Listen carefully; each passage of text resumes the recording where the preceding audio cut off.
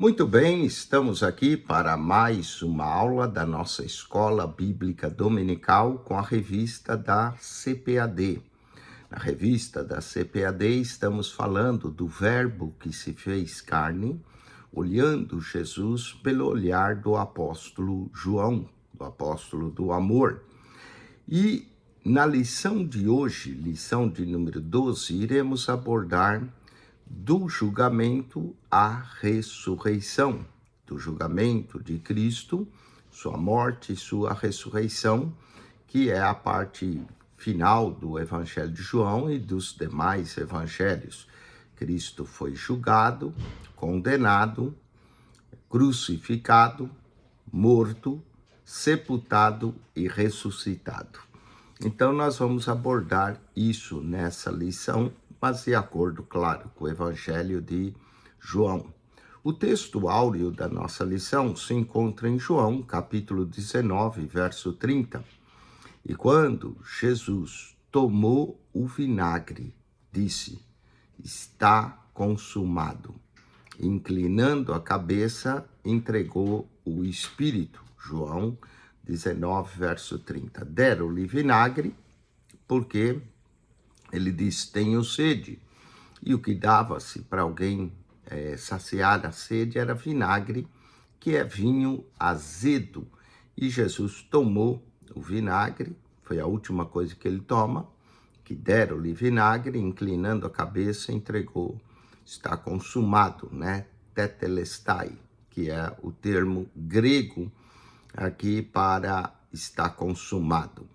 Verdade prática. Na cruz, Jesus triunfou sobre o pecado.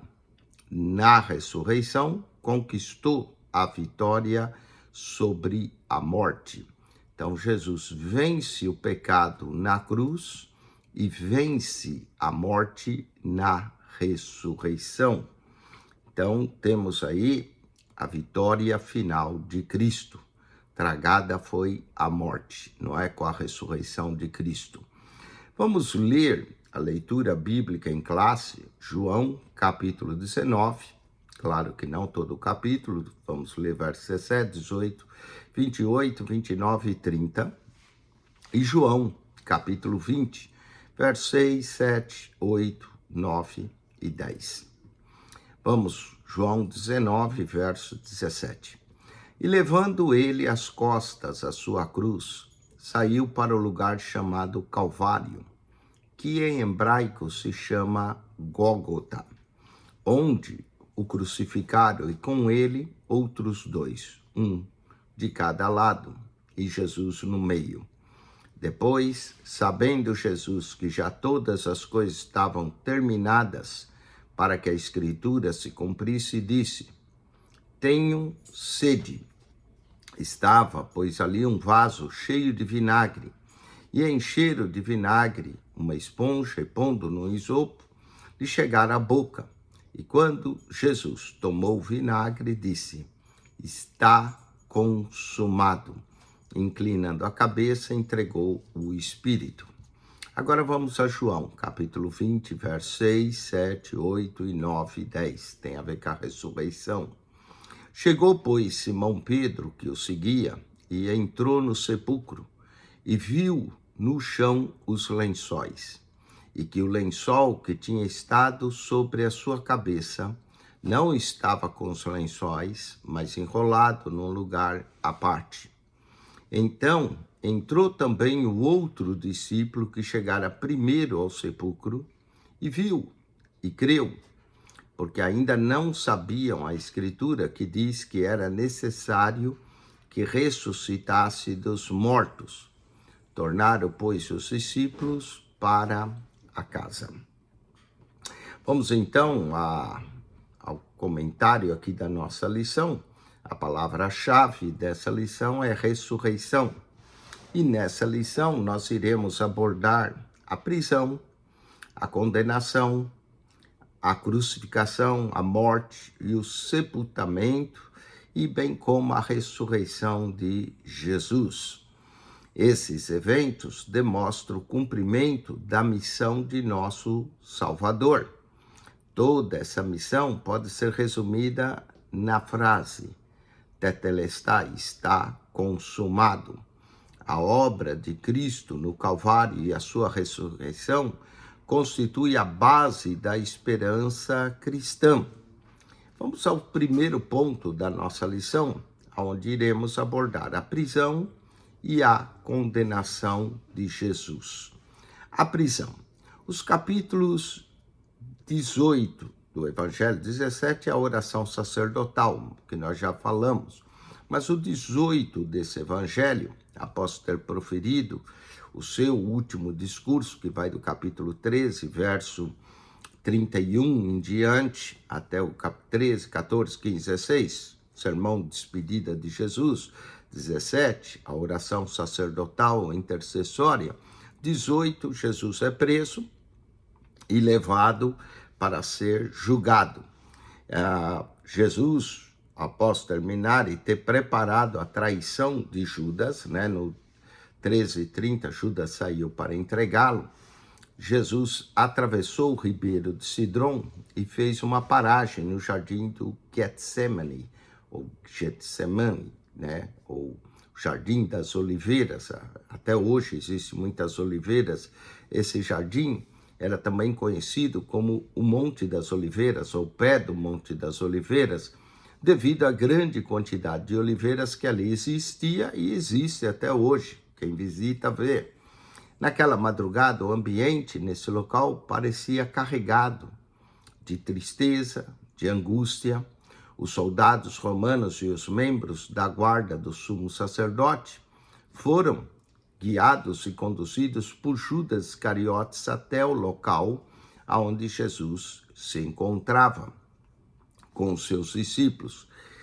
Judas, após ter concordado a traição com a troca de 30 moedas de prata, Judas, o traidor, identificou Jesus com um beijo traiçoeiro, indicando aos soldados romanos quem ele era de fato. Estava escuro, Tinha mais discípulos, para que não houvesse confusão quem era Jesus, levando Jesus à prisão e conduzindo até Anás, o sumo sacerdote, que era sogro de Caifás, para ser interrogado. Em seguida, depois de ter sido agredido, Nosso Senhor foi levado também perante o governador Pilatos. E isso encontramos em João, capítulo 18, do verso 28 ao capítulo 19, verso 6. Falemos agora do interrogatório de Jesus. De início, Pilatos questiona a acusação feita pelos judeus. Jesus fora detido durante a madrugada e ao amanhecer, depois de ter passado por Anás e Caifás, o sumo sacerdote, os judeus preferiram que a condenação viesse pelo próprio governador Pilatos. Assim levaram Jesus até ele, apesar de esse preferir que fossem os próprios judeus que julgassem Jesus conforme as leis judaicas. Vemos que Pilatos disse: julguem de acordo com a vossa lei, e queria saber que acusação trazeis contra esse homem. Por sua vez, Pilatos, na tentativa também de aliviar a pressão política dos judeus, cedeu à hostilidade deles, decidindo colocar Jesus ao lado de Barrabás. Esse último, Barrabás, era um criminoso notório e escolheram libertá-lo em vez de desistirem da crucificação de Jesus. O ódio religioso do povo era tão intenso que eles não conseguiam ver nada que pudesse impedir a condenação de Jesus. Falemos da condenação. Pilatos mandou que Jesus fosse açoitado e posteriormente soldados romanos, para humilhá-lo ainda mais, colocaram sobre a sua cabeça uma coroa com espinhos afiados, provocando-lhe ferimento e fazendo sangue escorrer pelo seu rosto. Essa era uma maneira de escarnecer da sua suposta realeza, o rei dos judeus. O instrumento utilizado para o castigo era um chicote. que tinha tira de couros afiados, que havia pedaços de ossos e pedras ou metais cortantes na ponta. E Jesus foi ferido e teve a sua carne dilacerada pelos golpes. João 19, verso 1 a 2. Quando os romanos aplicavam esse tipo de castigo, normalmente mutilava a pessoa para o resto da vida. Nesse momento, Nosso Senhor assumiu as nossas enfermidades e dores. Nos chicotes, foi afligido e oprimido, foi castigado pelas nossas transgressões e iniquidades, cumprindo-se assim a profecia do profeta Isaías, capítulo 53, verso 4 e 5, não é? Que diz que verdadeiramente ele tomou sobre si as nossas enfermidades, o castigo que nos traz a paz estava sobre ele, e pelas suas pisaduras fomos sarados. Também notemos aqui que quando Jesus é julgado por Pilatos, Pilatos diz 3 vezes que não acha crime algum nele. João capítulo 18, verso 38, não acho nele, final do verso, não acho nele crime algum. João 19, verso 4, para que saibais que não acho nele crime algum. E João capítulo de número 19, verso de número 6, tomai vós e crucificai, porque eu nenhum crime acho nele. Por que um homem que não acha crime nenhum, como Pilatos, decide crucificar a Jesus? Por causa da pressão que eles fazem, dizendo: se solta esse, não é amigo de César. Qualquer que se faz rei é contra César. João 19, 12.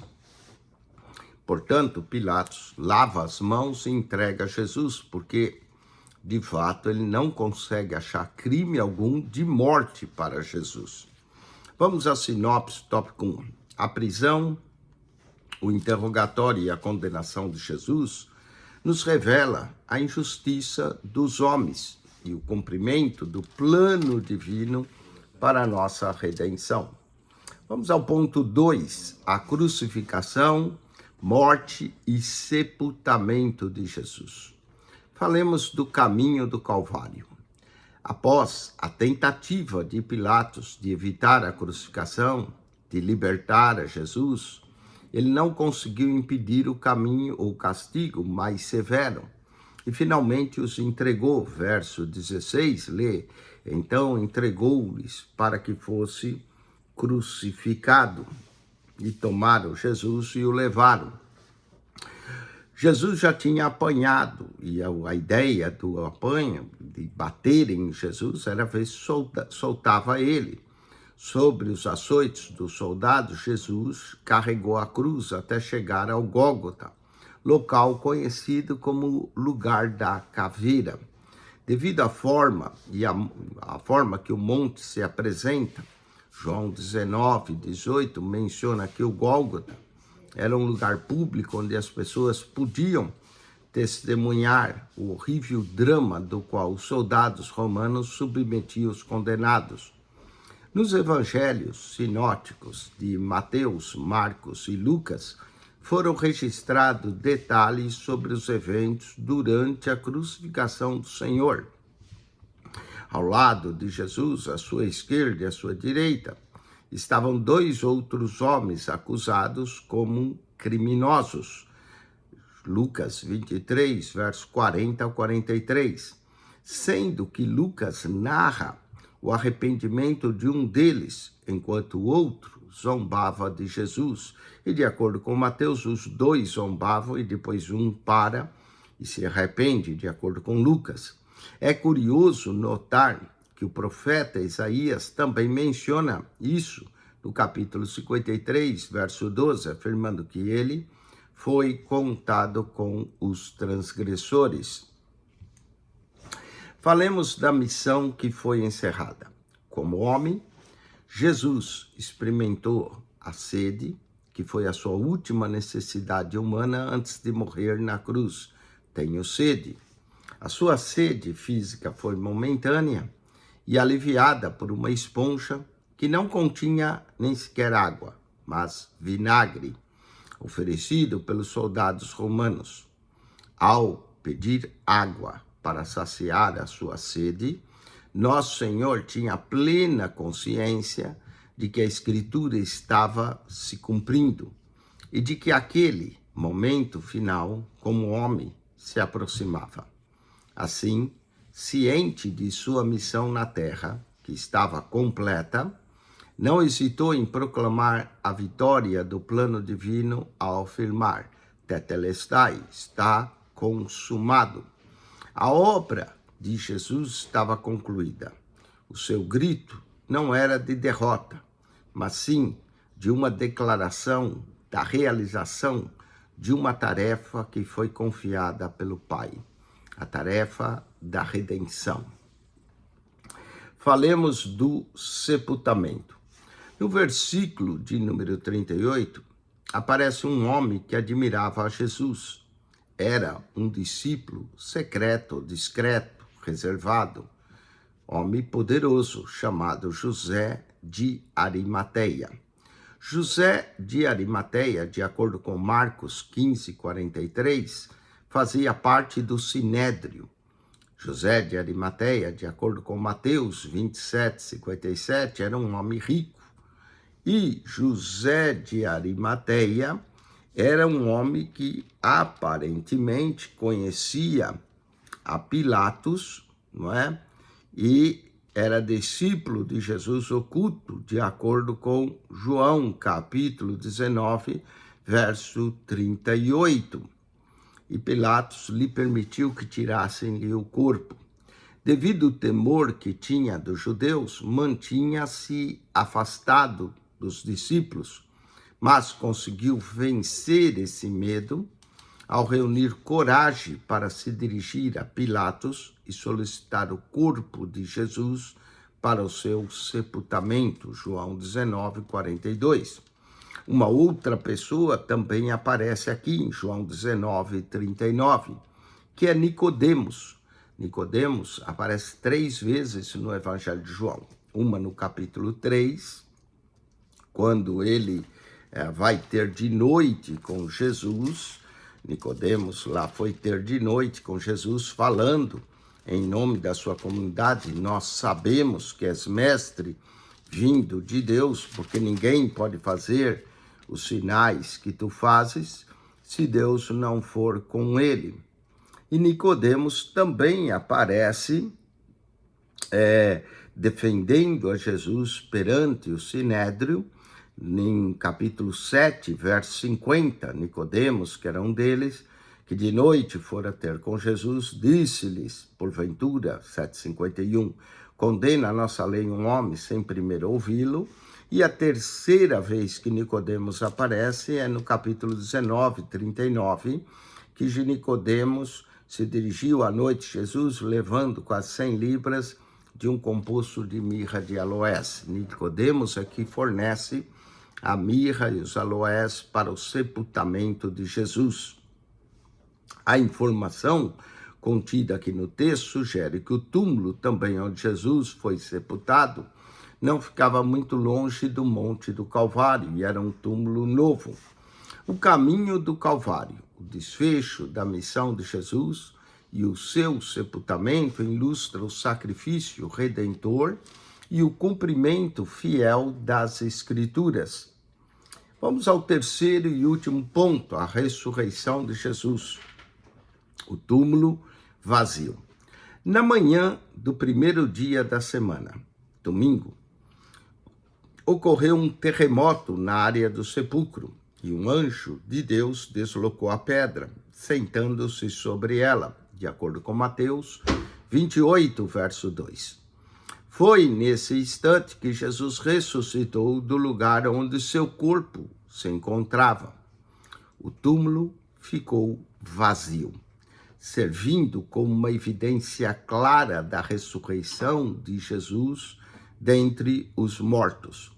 No Evangelho de João, é relatado que após o sábado judaico, Maria Madalena dirigiu-se ao sepulcro. João, capítulo 20, verso 1. E no primeiro dia da semana, Maria Madalena foi ao sepulcro de madrugada, sendo ainda escuro, e viu a pedra tirada do sepulcro.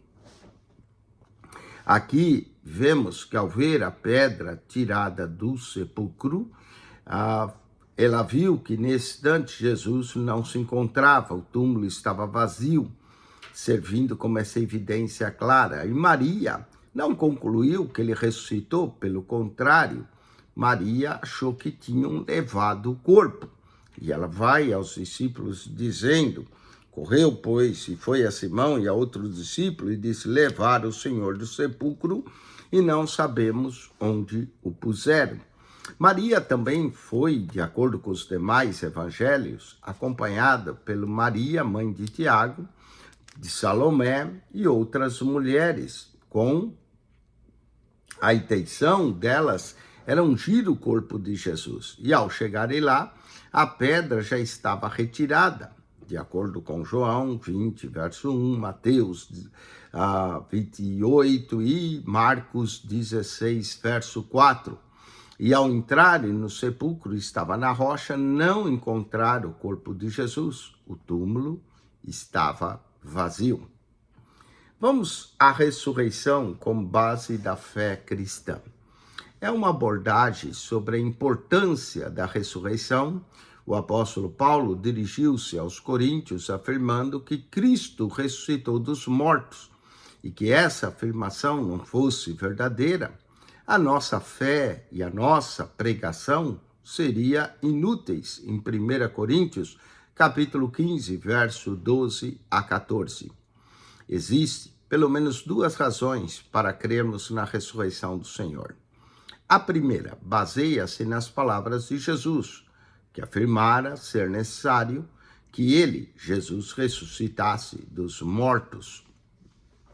A segunda é o fato de que Pedro e João terem visto que Jesus não estava no sepulcro quando souberam que o túmulo estava vazio. O detalhe é que o lenço que estava sobre a cabeça de Jesus estava enrolado na parte. Se o corpo houvesse sido roubado, não havia tempo de dobrar o lenço, ou enrolar o lenço numa parte. No entanto, quando Maria Madalena olhou novamente para dentro do sepulcro, ela viu dois anjos de Deus que lhe asseguraram que Jesus estava vivo. Ela não conseguiu imaginar quem seria a primeira pessoa a contemplar Jesus em forma gloriosa, que era ela. João 20, verso 11 ao 17, nos mostra como Jesus apareceu a Maria Madalena. Em Marcos 16, verso 9, diz que ela foi a primeira a vê-lo. E ele instruiu ela para comunicar aos seus discípulos que ela estava viva. E João 20 diz que ela o confundiu com o hortelão, até que ele chamou ela pelo nome e disse: Maria. E ela, voltando-se, disse-lhe Rabone. João 20, verso 16. Rabone quer dizer meu mestre. O Cristo ressuscitado aqui quebra a incredulidade. Apesar do receio e da incredulidade de alguns dos discípulos, mesmo após ouvirem o testemunho de Pedro, de João, de Maria, que viu ele, falou com ele pessoalmente, Jesus então aparece aos discípulos no primeiro dia da semana. Ele surgiu no meio deles e disse: paz seja convosco. João 20, verso 19. E repete também novamente no verso 21, paz seja convosco. Em outras ocasiões, nosso Senhor também se manifestou aos discípulos antes de sua ascensão ao céu, João 20, verso 1 e 2. Também a Pedro e alguns outros que seguiram, Jesus revelou-se novamente e realizou o milagre de uma pesca abundante junto ao mar da Galileia, João 20, versos 3 a 11. Uma prova do poder do Cristo ressuscitado. Seria impossível permanecer incrédulo depois de testemunhar o Cristo que venceu a morte. e que continua realizando milagres mesmo após sua ressurreição.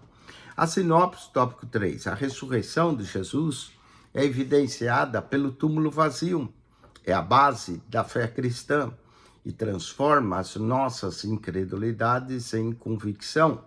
Além do mais, também nos dá a esperança da ressurreição dentre os mortos. Vamos à conclusão.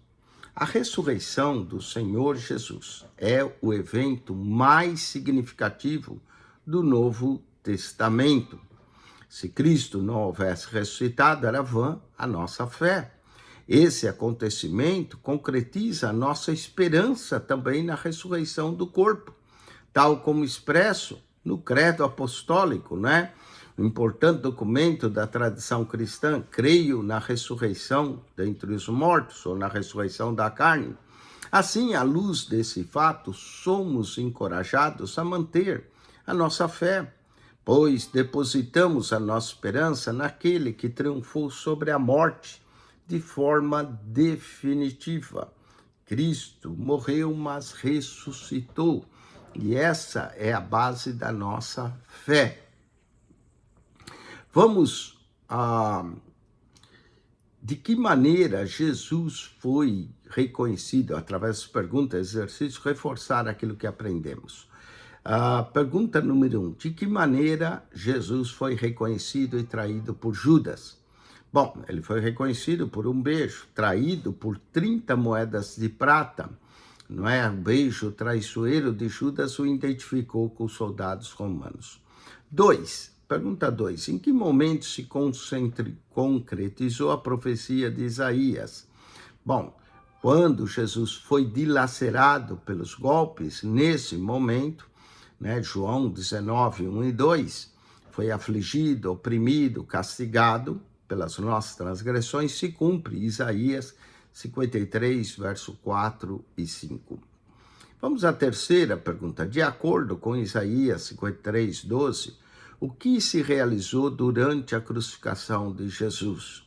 Bom, o que se realizou é aquilo que é curioso notar, não é? Que o profeta Isaías mencionou, Isaías 53, 2, afirmando que ele foi contado com os transgressores. Vamos à quarta pergunta. Segunda lição, quem acompanhava Maria Madalena na visita do túmulo?